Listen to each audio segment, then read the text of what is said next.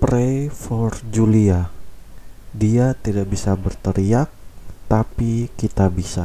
Untuk kamu semua yang belum tahu konteksnya di sini, saya akan menjelaskan kepada kamu semua ya.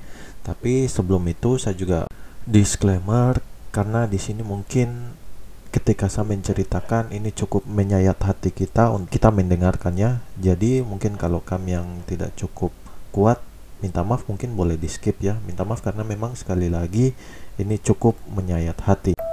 Pada tanggal 27 Oktober di Merauke ya teman-teman, itu heboh berita di mana ada seorang anak perempuan, anak SD yang diduga diculik ya.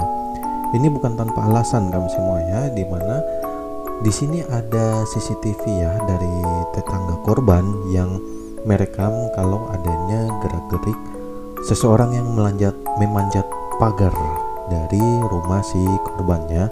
Sudah sepatutnya ya kita sebagai manusia khawatir tentang akan kejadian hal ini ya, dimana tadi saya sudah bilang kalau ada anak kecil, perempuan masih sekolah, masih SD dinyatakan hilang.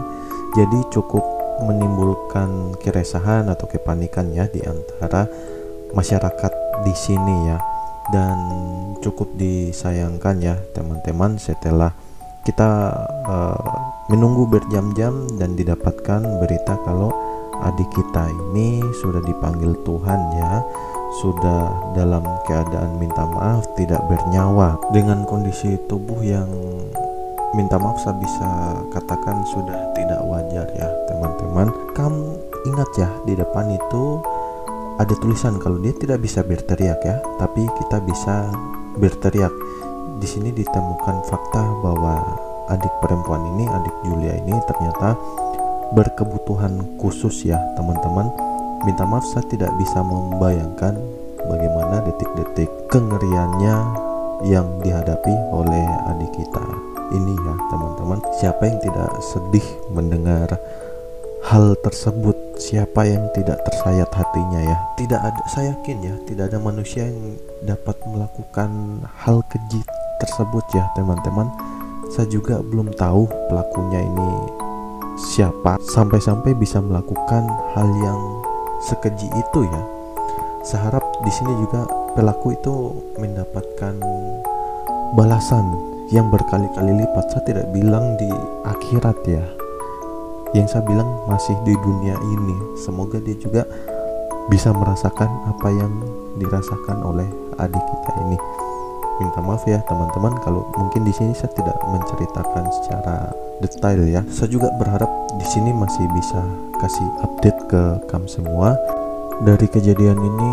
Semoga kita harapkan ya teman-teman tidak ada korban seperti adik kita Julia ini ya.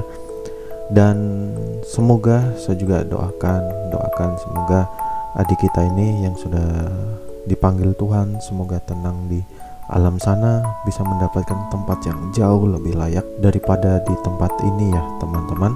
Dan semoga keluarga yang ditinggalkan juga diberi ketabahan, diberi kekuatan ya.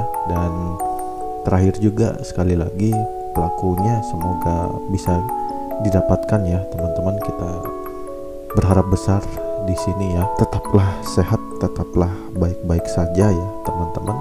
Kita doakan semoga semuanya ini bisa berlalu dan tidak ada terjadi hal seperti ini. Jumpa lagi di lain kesempatan.